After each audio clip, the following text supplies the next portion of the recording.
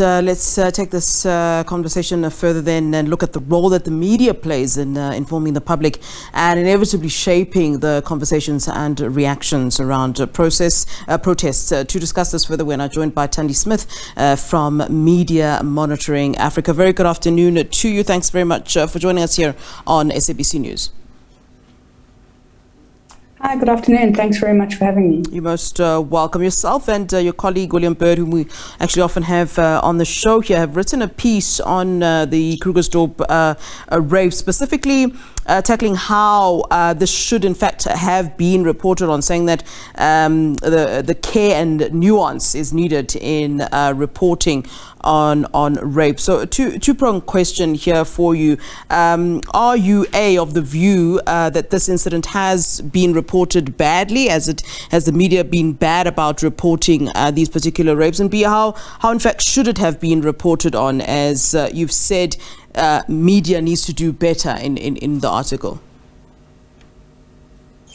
Yes, so what we have seen is a somewhat misleading reporting coming from media, and as you can see in the article, this has come from not just one media house, but multiple media houses, multiple news sources have been reporting on this issue in somewhat a confusing manner. And you know, you have to ask yourself why the confusion.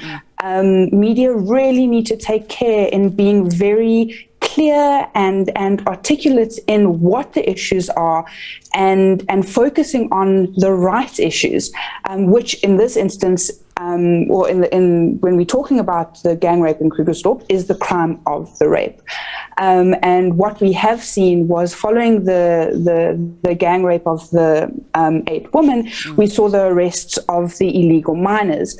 And now what we saw happen over the course of the following few days is media seemingly making the links between, or trying to insinuate a link between the gang rape as a crime and the illegal minors and undocumented migrants. Now, they're 3 very different issues. And what we saw was sort of the detracting away, or the attention being taken away from the very, very real horrendous issue of the crime of the gang rape. And so the headlines we saw were somewhat misleading, and it was confusing. And when dealing with information at a time like this, it's a very emotional time. People are very angry.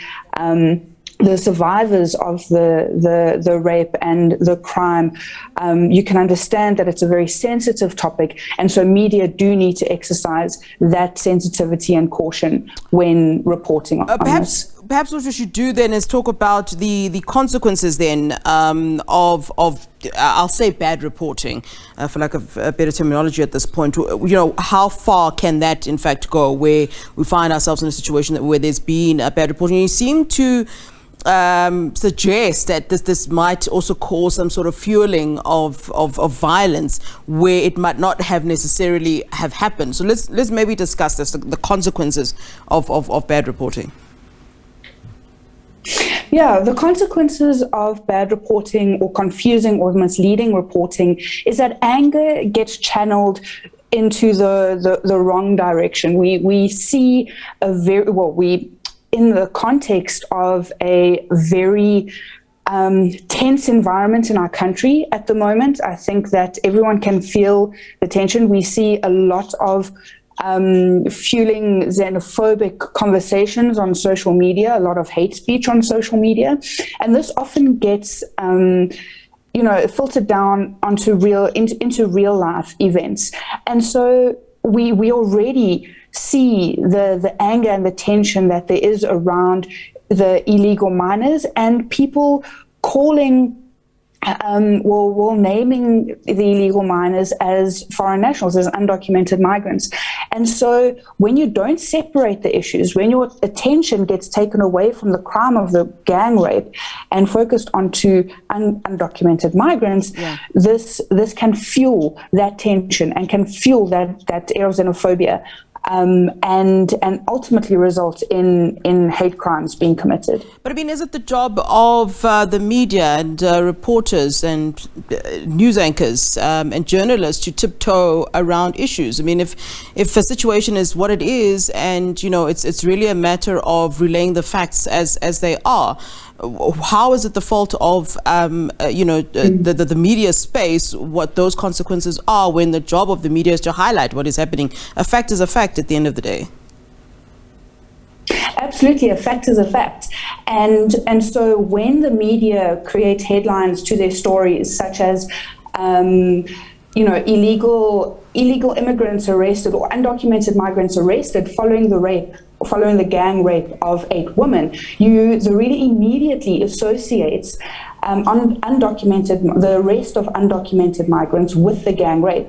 And so in this case, at that point of when those headlines were published, at the point of those articles being released, not one of those men had been charged with rape. They weren't being arrested with the rape. And so it's just that confusion. And you can, where there's doubt, where there's mistrust, where there's confusion, that already gives space to rising tensions. And it's the media's responsibility to diffuse tensions, to diffuse violence where possible.